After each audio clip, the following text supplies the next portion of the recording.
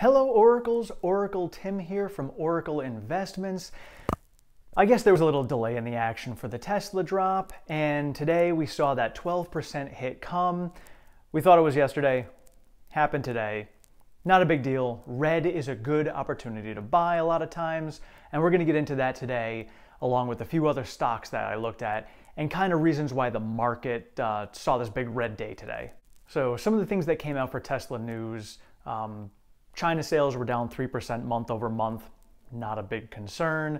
The news about Kimball Musk selling $110 million worth of stock last Friday seemed to kind of surface a lot more today, which was strange because most of us knew about it Friday. So I think that may have played a bit of a role into today's stock action. I think a lot of these fund managers are also looking at their stock portfolios and saying, well, you know, Tesla's not that hot stock anymore, and so let's, you know, dump a little bit of it. Either way, I bought more. I added to my position. Again, it is my strategy that I use.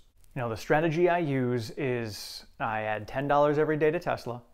I add $10 for every percent that the stock drops, and I just use that. I'm playing this, again, long-term, minimum, absolute minimum, 3 to 5 years, and then I'm playing it long-term, 10 years plus. So for me, looking at a price of even $1,200 where it was at does not seem expensive. When I look down the road and I'm thinking, well, the stock is going to get to $10,000, $12,000, $15,000, you know, a $1,200 price is very minimal. So that's the way I'm mentally looking at it. And I know some people think I'm crazy because I'm like, ooh, $1,200, you know, I'm still buying. And it's like, but I'm not like dumping all of my money into it. I'm buying wisely. And, you know, and you guys are all your own investors. You need to do your own thing out there. But, you know, I'm not recommending anything. I'm just sharing what I do. And I'm buying every day. That's it. I buy when it goes down. You know, if it happens to get super low to like $900, I might dump extra money into it because I think that's a great return on investment there. But right now, it doesn't matter because I'm playing it such long term. So you yourself as an investor, take a step back, ask yourself, how am I playing Tesla or any of the other stocks that you are investing in? You know, and ask yourself, is this a short-term play? Is this a long-term play? And monitor it that way and take a look and see what you think the price is going to be in the future for however long you're going to hold it. And that can determine, you know, whether you think the price now is expensive or not.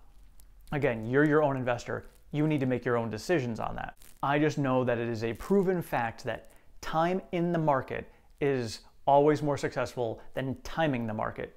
No one can time the market. You may do it every once in a while by accident. Awesome. Great job. I've done it myself a couple of times. But you know, you're going to have more success dollar cost averaging and just staying in the market. That is it. So that's why I have my strategy. I work long hours at my job, so I can't really watch the market all day long. So for me, my successes come from just doing that. I mean, my portfolio this year is up 40%. So I must be doing something right, and this is my strategy for how I'm playing it. Let me know in the comments below who out there decided to buy some more Tesla today. Maybe you're holding, maybe you're waiting for the price to come down. Let me know what your strategies have been for Tesla over the last couple of days. And let me know if anybody's green today. You know, if you were green on your portfolio today, great job to you. You beat most of all the rest of us because it was a pretty ugly day in the market today.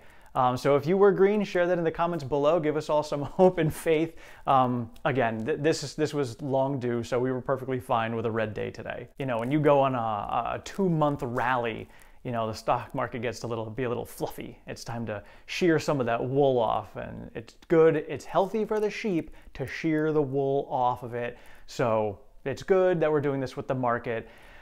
Could be some factors, you know, the Fed Chair Powell may or may not be staying, and I think that uncertainty is what's causing a lot of the market running red today.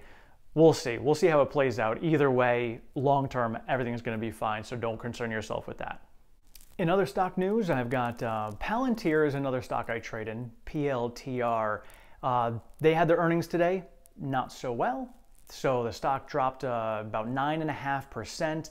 And of course, the whole market being down does not help when you miss earnings. So it was a little bit of a red day there. Now I'm red in that. I'm right around the $25 mark for my cost.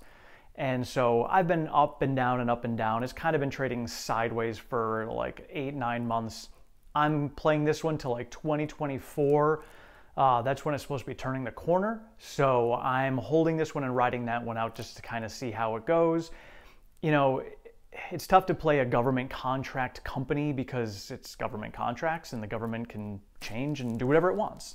So it's kind of hard to play some of them, but there's a lot of good news behind it for the future, so I'm riding this one out. Another company that had their earnings today was NIO, and for me, this is, I think, my only Chinese play left. I kind of got out of whatever other Chinese stocks I had when we had a little bit of turmoil a few months ago. So I'm still holding on to NIO because I still think that they're going to be a solid EV player in the market. So I'm riding this one out, but they beat their earnings, but their guidance was below estimates. And unfortunately, when you have guidance that's below estimates, the market's like, oh, you stink. And then they dump it and whatever. I'm, again, riding this one out. I'm really mad about myself with NIO. When I was first getting into investing and really doing it more regularly, it was right before the pandemic hit. I had NIO at $4.50 and they went up to like $5.50. I'm like, woohoo! And I made some money, and then they came back down and I bought them again, and then they fell to like $2.50. And I'm like, oh man, this stinks. Finally waited, got almost green and sold them out because I'm like, oh, I'm gonna break even. And then NIO did what they did last year, and I'm now kicking myself. It happens. I ended up in the long run being green on them. I can't get mad at myself for making a profit. You can FOMO all day long, but you're never going to make money off of it, which is why I now have my trading strategy, which is long-term investing, hold and ride it out. And honestly, I love doing this because the longer you hold a stock as it's going up, the easier it gets to be. For instance, I've got AMD, and I've got AMD right around the $90 mark. When stocks start to tier up and jump to that next level and then find that new level of support, it becomes a lot easier to hold because you know it's not going to ever go back to a red stock for you. You're always going to be green. So at that point, you can make that decision of, all right, well, is it growing enough for me right now, or do I want to put that money elsewhere? And it's easier to make that decision than being in a place where you're like, oh man, am I going to get back to green again? Am I going to make profits, or am I going to lose all of my money? That's emotional selling, and it's really not a good way to invest. Play it smart, be patient, wait on things. You know, do your research, make sure you're finding the good solid stocks, and then just let them ride up and give it time to breathe. You know, especially if you're a long-term investor, I find it's a lot easier to do it that way. At least for me, with a busy lifestyle. I'm not a trader, I'm an investor. And so for me, doing it this way makes life easier. And now I'm in a comfortable place with stocks like ENPH, AMD, and I can just kind of let them sit and be like, what do I want to do with them? Do I want to let it ride up more, or just hold, or do I want to sell out? Got a lot more options when you do it that way, as far as I'm concerned. So I did get a little tip from one of my friends the other day to get into SLI. It is a lithium play, Standard Lithium. He'd been telling me to get into LAC for like 3 months now. I'm sorry, Walt, if you're watching this, I should have listened. I would have gotten in there at about $15, $16, and they're now at $35. It happens. You know, you can't win them all. So I got into SLI. It did come down today, but I'm going to see how this one trades. Lithium obviously has a huge role to play with EVs, so I'm going to see how this one plays out with that whole lithium thing.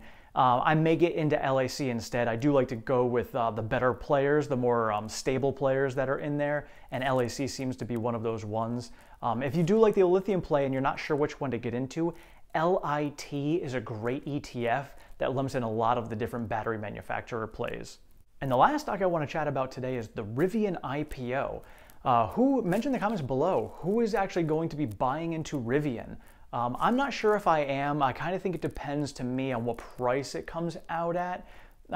Again, I'm just unsure about it. I think it's going to be a good play. I mean, they're backed by Amazon. It's going to be good. They've got, you know, semi-good production going already. So I think that we've got a good player with Rivian. Just not sure if I want to get into it. A lot of times IPOs come out and they fall immediately just because, you know, the people who got in early are making quick profits, they're out. I might wait and see if that happens. Maybe I'll buy in. But let me know in the comments below who is going to be buying into Rivian. And of course, we can't go without talking about crypto, Bitcoin, Ethereum hitting all-time highs. We've got Cardano running nicely today, up like I think 30% or something like that. A great day for Cardano. These are some of the ones that I own. I own Doge. Let me know in the comments below what you own. I know someone had mentioned SAND, S-A-N-D. So if you've got any more information on that or any other cryptos you want to share with us, please let me know. I would love to share some information for anybody who's looking to get into that crypto space. I'm not hugely familiar with it. I have a friend I may be doing a collaboration with who does a lot more cryptos just to gain my knowledge, and hopefully we can share it with all of you guys who are looking to get into it. And the last thing I wanted to mention, a lot of times we see a red day, we get, sometimes panic mode. We're like, oh my God, what's happening with the market? We don't know. My portfolio is down so much. And honestly, because my portfolio has never been the size it was, I was down way more than I've ever been before. I was actually down today as much as my portfolio was when I started, which is crazy to think about because I only started really hard into this about 18 months to 2 years ago. But, it's nuts to think about that. But you got to remember this one thing. You don't lose or gain any money until you sell. Simple fact. So you may be up or down, but you're not losing or gaining anything until you sell. Remember that when you're trading, remember that as you're investing. If you're investing long term, you're going to have red days. Use the red days as buying opportunities. Take the green days and let it ride. Thank you all so much for being here. I truly appreciate all of your support. If you have not subscribed and enjoyed this, please do so down below. Otherwise, I will see you guys in the morning. Tomorrow we're going to be discussing 2 secret things that Tesla has going on, which are more reasons as to why I'm buying into Tesla stock, especially since it's red. We'll see you tomorrow. Thank you so much.